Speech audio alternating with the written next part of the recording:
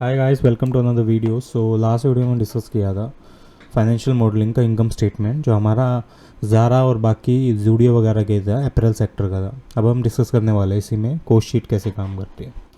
ठीक है, तो पहले तुम्हारा इनकम स्टेटमेंट हो गया। देन इनकम स्टेटमेंट आ कहाँ से रहा है वो चीज़ देखेंगे। इस चीज़ को बोलते हैं शेड्यूल्स, और ये आ रहा है आपका रेवेन्यू बिल्डअप से।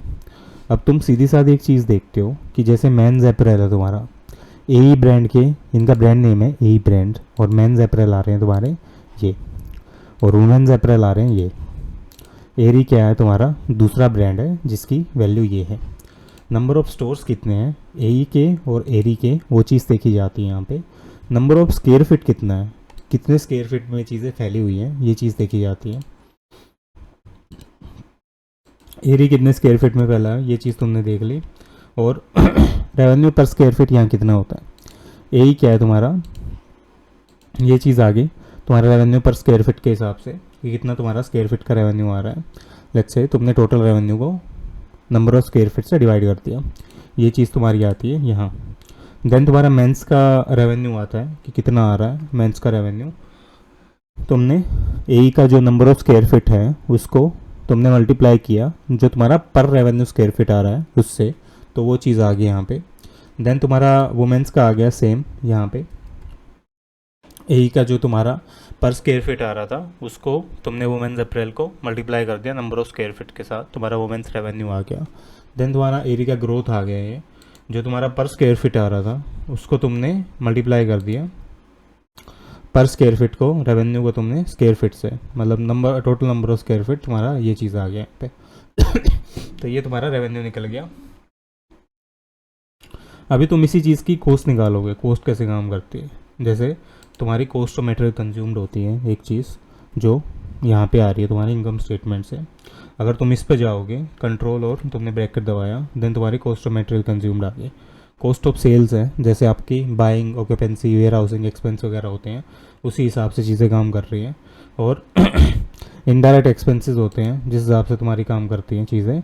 और एबिटा, डेप्रिसिएशन, अमोर्टाइजेशन वगैरह होते हैं जिस हिसाब से काम करती हैं। तो ये तुम्हारी आगे डायरेक्ट। अब आगे इनडायरेक्ट कॉस्ट, जैसे तुम्हारे selling, general and administration expense होते हैं, उसको तुम डिवाइड करोगे किस चीज़ से, टोटल कॉस्ट जितनी तुम्हारी आ रही है उससे तुम उसको डिवाइड कर दोगे। ठीक है, डायरेक्ट कॉस्ट होगी और इनडायरेक्ट कॉस्ट होगी, तो इस हिसाब से तुम ये चीज़ें यहाँ पे डिवाइड करके निकालते हो। अब तुम्हारी आगे देखो, तुमने ये दोनों कॉस्टें रख ली और ये तुम्हारा एक पार्ट भी आ गया है कितना ये काम करती है। अब तुम्हारे इनकम स्टेटमेंट की दो चीज़ें यहाँ पूरी हो गई हैं, इनकम और तुम्हारी कॉस्ट ऑफ सेल्स। अब तुम आते हो सीधी साधी एक चीज़ पे कि तुम्हारे एक्सपेंस कहाँ से आ रहे हैं। ठीक है, तुम्हारे इनडायरेक्ट एक्सपेंस हो गए या तुम्हारे बिड्डा हो गया, ये कहाँ से आते हैं। अगर हम जैसे selling and general administration expense की बात करें तो ये सारे कोस्ट शीट से आ रहे हैं जो अभी हमने देखे हैं, तो ये तो हम ऑलरेडी कवर कर चुके हैं। अब तुम इबिड्डा की बात करते हो, डेप्रिसिएशन की, कि डेप्रिसिएशन कहाँ से आता है। लेट्स से डेप्रिसिएशन पे हम क्लिक करते हैं, मैंने ये किया कंट्रोल ब्रैकेट, ठीक है, और ये डेप्रिसिएशन आ गया आपका यहाँ पे। देन डेप्रिसिएशन को हम निकालते कैसे हैं, ये एक सबसे बड़ा मुद्दा होता है। तुमने सेल्स डाल दी यहाँ पे, सारी की सारी सेल्स आ गई तुम्हारी। ठीक है, अब नीचे कैपिटल एक्सपेंडिचर आ गया, ये कैश फ्लो से जो तुम्हारा फ्लो हो रहा है। ठीक है, कैपिटल एक्सपेंडिचर आ गया जो तुम्हारा कैश फ्लो से फ्लो हो रहा है। अब इसी चीज़ को तुम बिगनिंग नेट पी देखोगे कि तुम्हारी बिगनिंग बैलेंस क्या है पीपीई का, जिस हिसाब से चीज़ें हो रही है। देन तुम इसी में कैपिटल एक्सपेंडिचर ऐड कर दोगे जो तुम ओवर द ईयर स्पेंड कर रहे हो अपने बिजनेस को। जैसे 100 रुपये का तुम्हारा एसेट था, तुमने 10 रुपये और लगाया एसेट के ऊपर उसको ग्रो करने के लिए, तो तुम वो चीज़ ऐड करोगे यहाँ पे। अब तुम आगे क्या करते हो, डेप्रिसिएशन जो तुम्हारा एक्सपेंस आ रहा है वो चीज़ यहाँ पे क्या करोगे, माइनस कर दोगे। तो डेप्रिसिएशन जो तुम्हारा आ रहा है वो माइनस कर दोगे तुम जिस हिसाब से चीज़ें करती हैं। मतलब डेप्रिसिएशन तुमने लेट्स से यहाँ से किया था total depreciation expense, then depreciation furnitures वगैरह पूरा आता है लीज होल्ड इम्प्रूवमेंट्स के हिसाब से, वो चीज़ें यहाँ पे तुम शो कर सकते हो। देन तुम इस चीज़ को देखते हो कि कॉस्ट शीट अब कैसे काम करती है।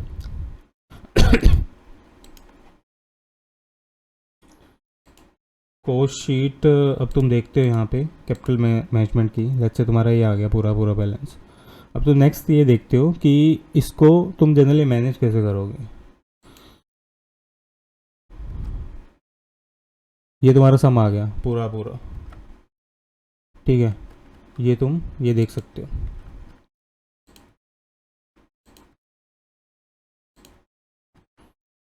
ठीक है, तुमने ये लिख दिया। देन तुम्हारा लैंड बिल्डिंग एंड मशीनरीज वगैरह का आता है ब्रेकअप।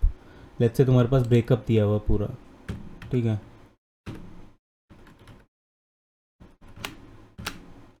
तो ये तुम्हारा ब्रेकअप हो गया पूरा, ठीक है। अब तुमने इस ब्रेकअप को किया कैसे, मतलब तुम्हारी टोटल एसेट्स का नंबर आ गया।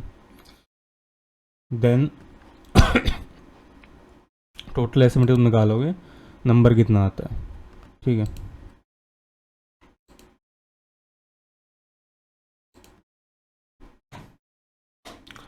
देन तुम्हारा ये टोटल नंबर आ गया, इसको तुमने डिवाइड किया इस नंबर से, और इसी हिसाब से तुम चीज़ें यहाँ कर रहे हो पूरा टोटल, ठीक है। तो वो यहाँ पे तुम्हारा 48 का नंबर आ गया।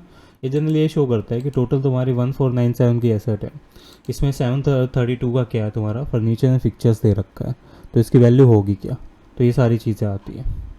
इसी का तुम आगे एवरेज निकालते हो। नेक्स्ट वीडियो में इसको डिस्कस करते हैं, मिलते हैं नेक्स्ट वीडियो में, सब्सक्राइब कर लो चैनल को।